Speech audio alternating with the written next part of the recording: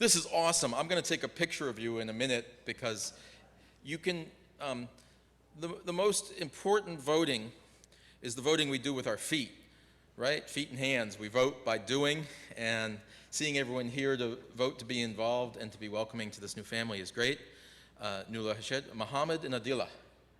Yes, are the parents, and a 3-year-old and a 6-year-old. Not to steal the thunder. It is so exciting, this program, and it's a beginning of, I hope, a number of things, but it feels like just such the moment to be welcoming new people. That was I suppose, the hidden text of my sermon in welcoming beauty without precedent. People we don't know, and this discovery it's such a gift to all of us. So anyway, thank you for your work, especially lots of people have been working really hard, Alan and the whole team, to get the apartment set up, and Leanne for finding it. If you haven't seen it, I think Nula's going to give you a chance, Nula and Eileen, to take a peek. It's a wonderful new home for a wonderful new chapter of their life, and I'm going to stop and just welcome our team leaders. Okay, well, thank you. For those of you who are Zooming, if you have questions, would you write them in the chat? Write them to everybody. Don't send them to me because I'm not on Zoom. So if you just write them to everybody in the chat. So today I'm going to talk a little bit about the family and who they are, and then I'm going to talk a little bit more about the procedures and how we envision going forward. I'm sort of been taking this one step at a time, because if I thought about the whole thing all the way through, I think I might have laid down on the floor and sucked my thumb. So I'm just doing it bit by bit. So now we're sort of working as a work in progress. I mean, I'm going to be getting feedback from anybody who's working with the family too, because maybe we thought we'd do it one way, but it doesn't seem to be working. So we'll talk a little bit more about that. So we have a family who came out to visit and who absolutely loved the apartment. I think they would have moved in that moment if they could have. In fact, they would have moved in the day before if they could have. So we're just waiting on clearances with the real estate agency. I'm sure there's not a problem with them, please goodness, but it's a bureaucratic thing. They have to get clearances. Otherwise, I think we're all set. The apartment's are ready, and I know the people who are providing fresh food I've been alerted to them that it's going to be any day now. Maybe tomorrow, or if not tomorrow, perhaps Tuesday. So we're all really excited. So as Reverend Dave said, it's a family of 4. So the father is Muhammad. He's 30 years old. He speaks some English. Really, when we were together, we were able to converse. He was able to, let us know what the questions they had to ask, and we were able to converse with them. But there's also lots of translation options available for them. The mother is Adila, A-D-I-L-A. I'll send all these names to the team leaders so you can share them, because I'm not sure even how to pronounce them. And she's 24. She speaks a little English. She's not as fluent as her husband, but I was able to converse with her a little bit. We were in the car together. I was able to converse with her a little bit through, signs and gestures as well as words. You know the way it is with a different language. And then there's a 5.5-year-old Hadja, and a 3.5-year-old Safa, and they already know a few words, isn't it? Typical of me. Hadya and Safa, and I don't know how you pronounce them, because there was just too much learning going on that I didn't. Now I have them written down. I think it'll be easier. We'll find out how to say them. No, 2 girls. And they are cute as buttons. Yeah, you would just love them. They were so enthusiastic, and there were a few toys there. They immediately started playing with the toys. And I was reading in a book the other day the expression that you can tell that somebody was loved as a child, and you can tell that they're children who are loved. I mean, the family, I'm sure, is traumatized, but they seem to be able to protect the children from it. We'll see. But this is all just, how long were we with them? Well, maybe 2 hours. I drove them around the community as well. They're in the Radnor School District, so the older girl will go to school right here beside church. So we drove out to look at the school. So I showed them the church too. So we'll move in sometime for them, and we actually, when they move one of the things we're asked to do is provide them with a meal the first day they arrive. So they don't have to arrive and cook something. So Debbie Smith has taken that on, and we're also, Bonnie is, we've stocked the pantry with dry goods, but she's going to get the fresh stuff. So hopefully they'll come and have everything. Okay, I was just saying we provide a meal for them the day they move in. The day they arrive, and Debbie Smith is doing that. Yes? No, excuse me for interrupting. We need anyone with questions to be on microphone because we are Zooming this. Oh, that's right. Yes, sorry. Zooming cannot hear the question. Okay, why don't, yeah, so put up your hands if Eileen has the mic, so if you want to ask a question, yes. All right, so it's very important, as I'm sure you all know, but I'm just going to stress this again, that we take the lead from the family. We may think that this would be very good for them, or they really should do this, or they really should do that. But it's very, very important that we take the lead. We want to empower the family to learn how to live in this country, and they can choose what they would want to do. So within the short time we met them, we learned about some of their priorities. It's very, very clear to all of us that Muhammad wants to get to work just as quickly as he can. He worked for security for the American Embassy. I think he has a college degree, or maybe even two. But with the language barrier, I didn't get beyond that. And this is when we were driving around. But I would say he presents extraordinarily well. And I think anybody would be happy to hire him. So we also have a team that's going to be working with him on employment, and he's so keen.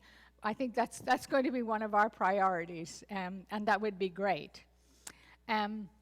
He also wants to open a bank account, so I mentioned that to the financial team who are already working on it. He wants to learn how to drive.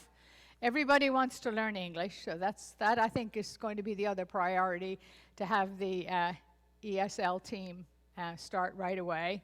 And he also wants to play soccer. He played in a soccer league when he was in Afghanistan, and he thought he'd like to play soccer. So if anybody knows of a men's soccer team, a soccer league, I'm also going to put it out to the wider church community, because maybe there's somebody who's on a team that he could play with. Yeah, right. Yeah, maybe get our own team.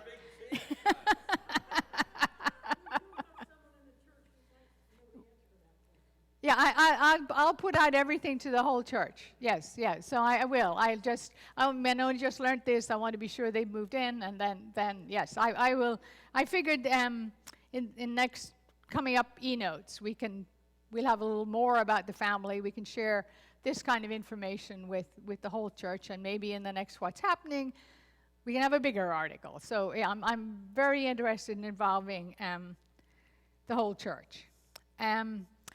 We do need a few more drivers, I think. Frank Weber is in charge of the drivers, so if you're interested in or know somebody who's interested who would like to drive the family, they can walk to the Acme, but maybe they want to go shop somewhere where they can get different food that they like better, or maybe somebody knows of a better place for them to shop, to take them to. Maybe they have to go to appointments. We'll have to do some official stuff, getting them the cards that they need, and getting them food stamps and things like that. So I'm not exactly sure what we have to do yet. I'm finding that out from NSC.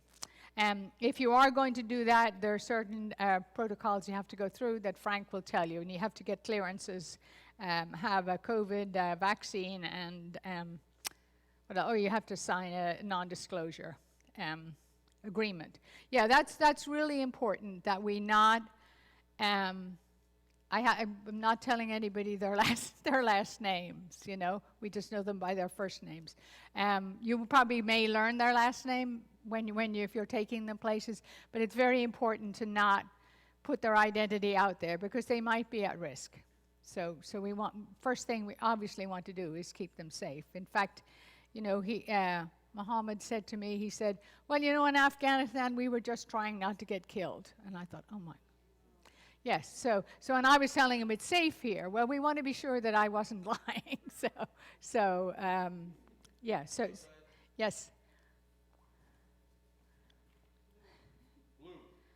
I just wanted to reinforce that point too, especially with regard to child safety.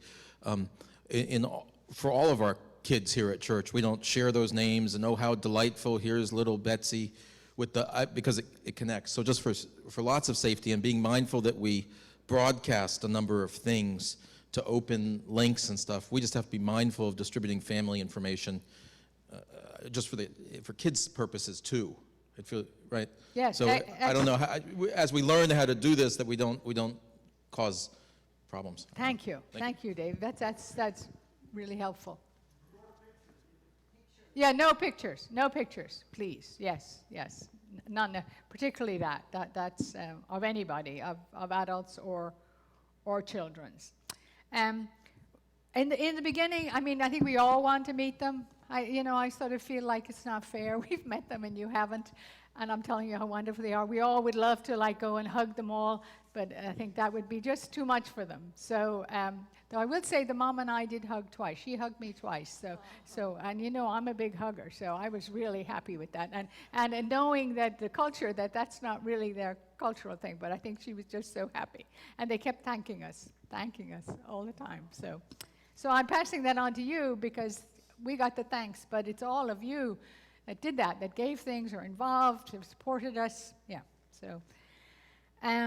I know that Rev Dave has talked about, as when they get settled, we're going to try and, get to meet them slowly. I mean, some of you will be working with them, driving them, doing ESL or whatever, and then we hope to maybe invite them here to our church. But that's something we're going to play by ear, see how it's going, see how comfortable they are. So, but we would love to have them here, wouldn't we? So. Maybe we think about. Maybe give it to him. Oh, my creaky body. Maybe we think about. You let me know, but we have a couple of occasions where we could have just an after-church lunch, not like spotlight on them, but at the end of the month we were going to do a readout on our next stage of visioning stuff, some transition ministry stuff, blah blah blah, and we could have some nice lunch, and they could come just join a table. We could kind of plan. You know what I mean? So we give them some invitations, and we could plan each month something to say, hey, and here's a thing if you feel like coming to a lunch or a campfire or, just let them know a few things that might be fun and not put them at the center of 500 people's love. Yeah, that's a good thought. I actually, there are 2 other Afghan families in Bryn Mawr, and I've been in touch with the people running both of those. One of them is at the Bryn Mawr Presbyterian Church living on their property, and I talked to a charming minister there. And now that we have our family, I said, when we get our family, can I talk to you? And so maybe their employment team could, and I thought I'll ask her, because she said that their family has come over to things at their church. And I thought, okay, I'll pick her brains. How did you do that? How did it go? So it's kind of cool that. So now maybe I'll talk a little about departments. So maybe we have some photographs that Jay can put up for it just so you can see it. Because we're going to have, there's the sitting room.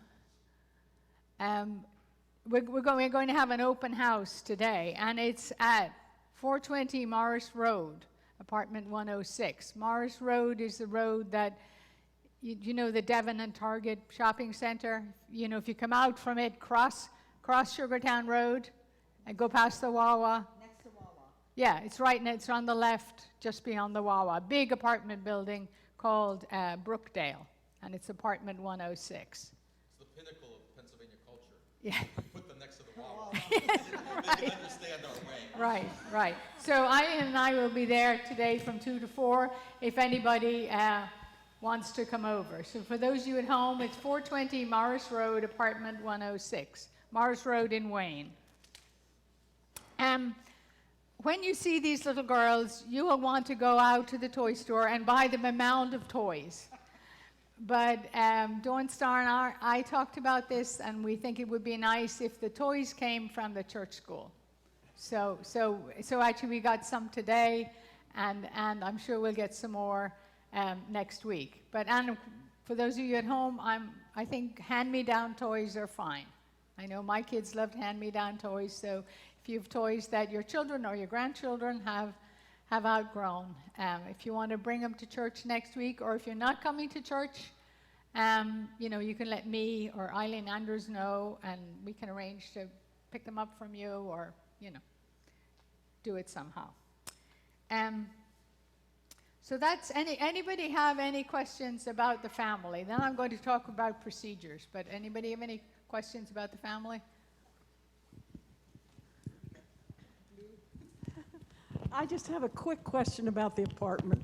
I noticed that there are windows along the back. I assume those windows are windows you can get out of if you have to. I'm pretty sure, yes, yes. It's important to check. I come from a family that lost someone to a fire. So, yes, and they're on the ground floor, so that would be good. Yeah, and they're on the ground floor. I thought, man, you could just climb right out that window. So Yeah. I want to make sure that. Yeah, no, I'm pretty sure. The window's open. We opened the bathroom window already. Dana has a question. Eileen, Dana has a question. Oh, you go. I was just wondering, given the father's background, what kind of job he's looking for? You said he has master degrees in two. Well, he worked in security. Right. And he seemed to be keen to work again in security, but then another time he told me he had a driver and 3 guards. So I'm not exactly sure what he did. It wasn't sort of the time to sit down quietly and talk to Right. him. So I figure I leave that to the employment team who will look into it, but I'm not Yeah. exactly sure. But as soon as we know, College background either. um, We just. we can, you know, put it out to the whole congregation. Hey, does anyone have any leads? I think we're at such an advantage. We have this great big group to network with. Sally. Hi, I wanted to know what interest the woman had, the wife. I mean, does she sew? Does she knit? I don't know, but We should find that out too. yes, no, very definitely, very definitely. One of the things I learned was, when I was talking to her and her husband, you know, about his education, I said, "How about your wife?" And he said to me, "When I married my wife, I told her I wouldn't stop her from doing anything, doing what she wanted." So I thought, great, man after my own heart. So, and he mentioned nursing at that time. So I'm wondering if she's interested in doing nursing. And I thought, oh, well, Delaware County Community College, you know, maybe she could start, but when the children get settled. So, yes, no, we'll find that out, yes. And I think that's very much in keeping with the whole modus. We want to find out what they want to do and then, you know, help them do it. Any other questions? Okay, just talking about procedures now. Gary Gagan, I know he says his name the other way, but I'm Irish and I can't say Gagan any other way but Gagan.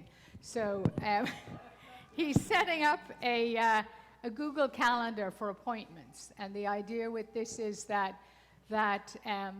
if say Jane makes an appointment for Wednesday morning at 10 o'clock to teach English, she'd put it on the calendar so somebody else doesn't schedule something else at that time too, just so we have it. I think if they're you know, going on an appointment, we don't have to say what they're going to do. You know, maybe they're going to a doctor's appointment and we don't want to necessarily broadcast all of that, but you just say, you know, appointment for Muhammad from, you know, 2 to 4 or whatever it is. Yeah, so I'm not sure how that's going to work. It's way beyond my ability, but Gary is taking it on. He set it up on my my iPad for me, so that's a good start. You all know that to interact with them, you need clearances, COVID vaccine certificate, and confidentiality agreement. Yeah, be sure you don't share anything on social media. I think that's another really dangerous area to put stuff out on and keep the infant. And as we said, you know, always take the lead from the family. And if you're there and, you know, yes. Thank you. So where do we get the clearances and stuff? You've probably already posted them, but could you remind us? Yes, they're pencil. Confidentiality agreement and all that. Yes. Which team are you on? Employment. Employment. Your employment lead. Do you have that, Barbara? Yeah, Your appointment, your leader Oh, I should. have it? Okay. Yeah, your team leader should give that to you. I found that managing all these people was too much, so I delegated. So if you have There should questions. have been a whole packet that you got a few weeks ago that, Yeah. had the links to the clearance, to the confidentiality agreement, and then the information about the COVID. Okay. Yeah, okay.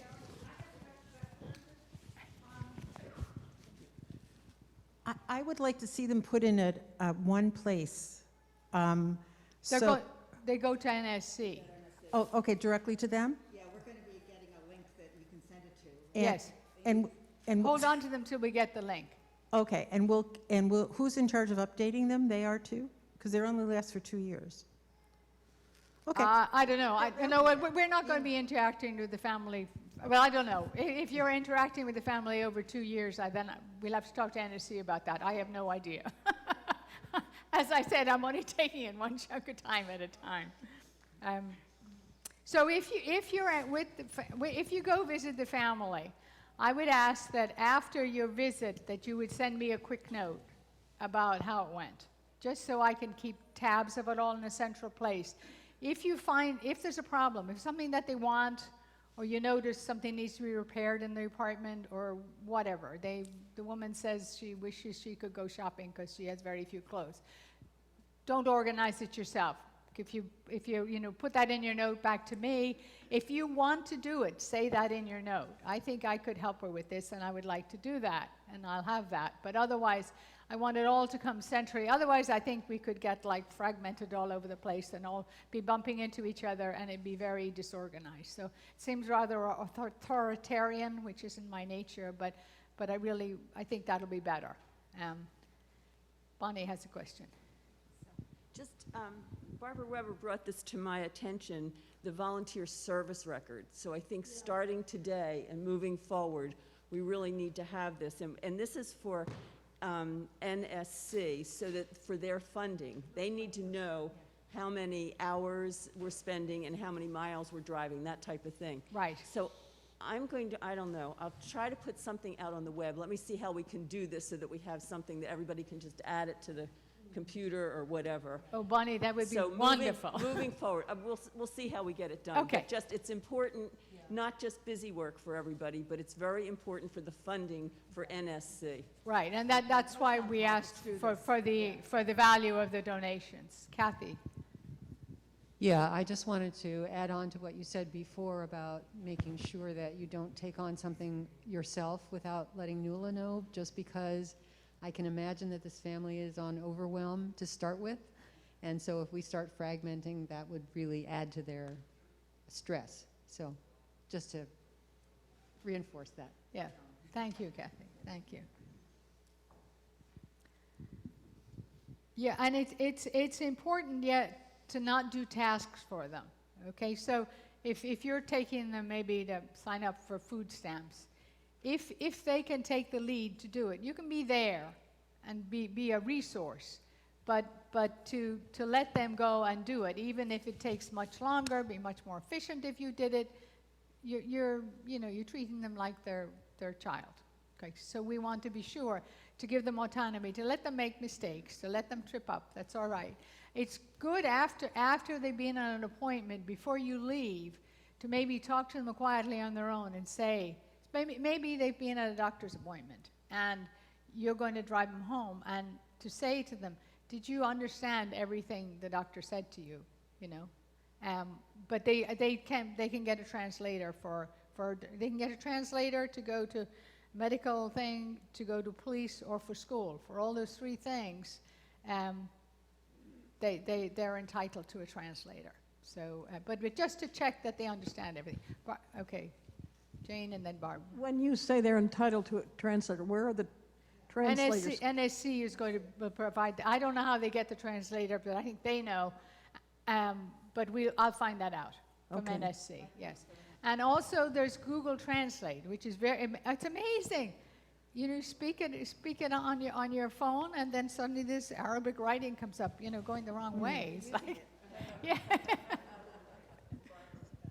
was my question. How do we get a translator Yeah, no, before they go anywhere where you might need a translator, They I'll, were using the phones, the Google, the. yeah, but they Yeah, use, and I know when one family, the first family visited that didn't feel brave enough to come to us, they had a translator on the phone right there in the apartment. The translator was talking to them. So I think NSC has access to translator, but I'm not sure how that's going to work. They speak both of the languages. They speak 2 languages. They speak both Dari and Pashto. So they speak the 2 languages of Afghanistan, and we're asking them to learn a 3rd. So, yes, they do they're a lot better off than I am.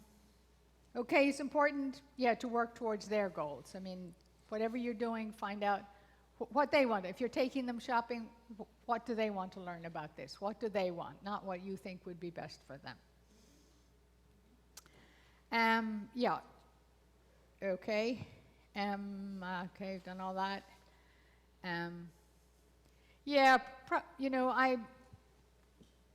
I think we have to remember carefully our white privilege. I know it's something, one of my goals during COVID was to learn about racism, and I've really become very, very aware of my white privilege. So, I think we need to bear that in mind when we're working with them, and respect their cultural belief systems. I have no idea what they are, but I think that's probably something I don't need to say to Unitarian Universalists. So, yes, as Bonnie said, that'd be wonderful if you could set up a system for that, Bonnie, to keep a record of your hours and use the Google Calendar. I think the thing we are looking for is for a few new drivers. If anybody is interested in being a driver, contact Frank Weber. Yeah, send friend Frank Weber an email and he will sign you up. So do we have any more questions? Is Frank? Yeah. I can't see you against the light. Frank has the Zoom questions. First question is from Carol Hillman. Could you say the 2 languages again slowly? Oh, it's Pashto and Dari. D-A-R-I. They're the 2 languages spoken in Afghanistan. The other question is, earlier you had said that all clearances, COVID forms, and non-disclosure should go to you. So I've been instructing everyone to send them to you. That's fine. That's fine. As long as we have them, we will send them all in when we get them together. Yeah, or we'll send you the link to send them to NSC. That's something we haven't got off the ground. Any other questions? Could you comment on baby seats for the children? Oh, for the car seats, yeah. Car seats. NSC told me that they will bring car seats. I don't know. I will be quite honest. Both times the families came out, they came out in a car, in an Uber or a Lyft, with no car seats.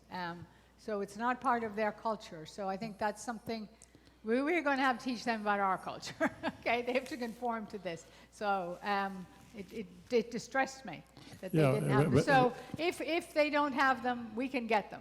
Yeah, so. Most cars, the 2 baby seats would fit the back seat. You couldn't get an adult, 3 people in the back seat for most cars, I think. So I'm just concerned a family of 4 with 2 babies that have 2 baby seats where you get. Well, you could probably squeeze. I've done that in my car with 2 grandkids. Transportation will take care of it. We might need 2 drivers instead of 1. Depends if the whole family has to go or not. So that's not a problem. All cars in the last 5 or 10 years have an attachment for the car seats. Another question was, I just totally forgot, went right out of my mind. They're on the first floor.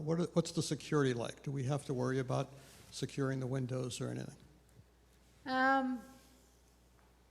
Well, I wouldn't. I think security is pretty good. The whole apartment is being renovated, so the hall is a mess. The public spaces are a mess. They look awful because they're renovating the apartments and they don't want to be, renovating an apartment and trucking the stuff in and out the hall. So they're going to do that afterwards, and I'm not exactly sure. I have 2 keys, and one of them opens the apartment door, and I don't know what the other one is for. So I have to ask the realtor that. find out what the other key is for. Yes, Bunny? I thought you had a, I'm sorry. Sorry. Frank, I'm in line with you. I think the windows are sliders, and I'm just wondering if we should have at least a little, like a dowel or something, so that they can't be forced open. Yeah. So somebody should look into that, I think, Yeah, just yeah. for security for those slider windows on the first floor. That's a real good point. Real good point. Yes. I was just wondering, car seats and seat belts, because I just came from India, and there is a prevalent belief that if you're in the back seat, you don't need to put on a car seat belt. So make sure that you say, in US it's a law, put on the car seat. Yes. Yes. Yeah. No, I Thank you, think, yeah. gosh, wouldn't it be awful if they got hurt in a car? Yeah, and along that line, there may be a transition period for the kids because they're not used to it. I'm thinking of my own grandchildren. They did it from the time they were infants, so they got used to the seatbelt and the whole arrangement, but this is going to be brand new, so it'll be, yeah, a little scary probably, or hard to get used to at any rate.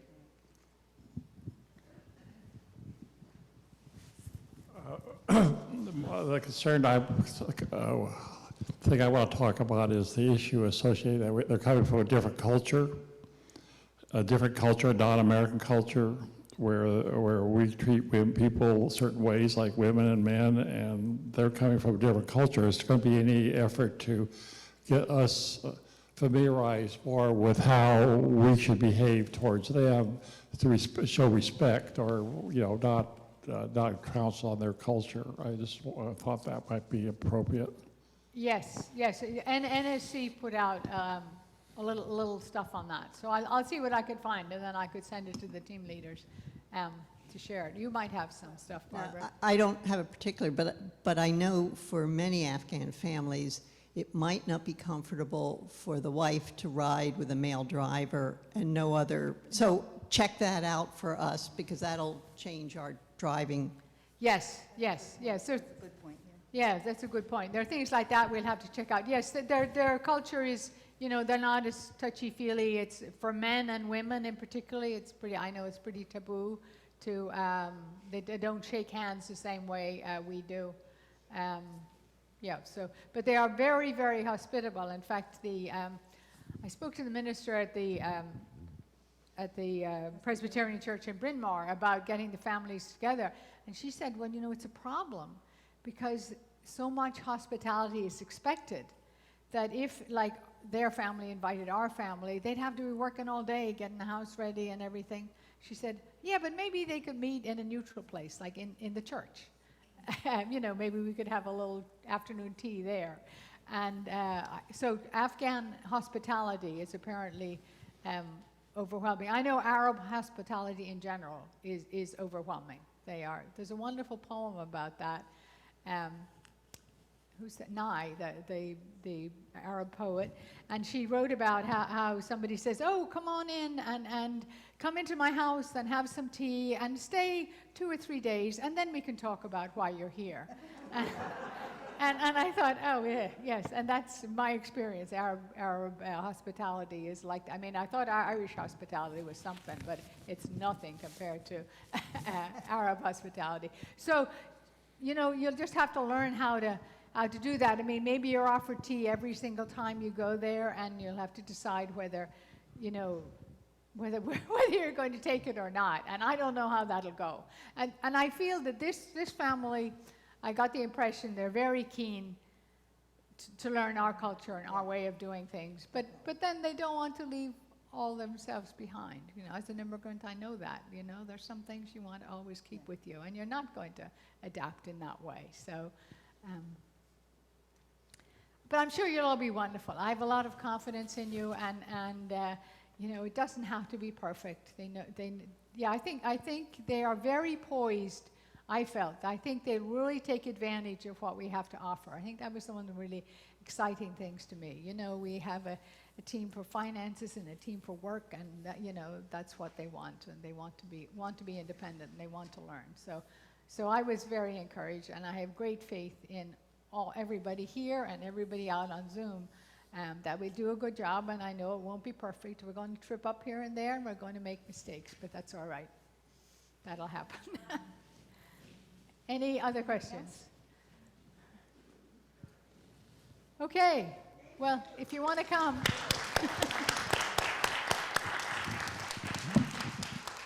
Good job. Good job.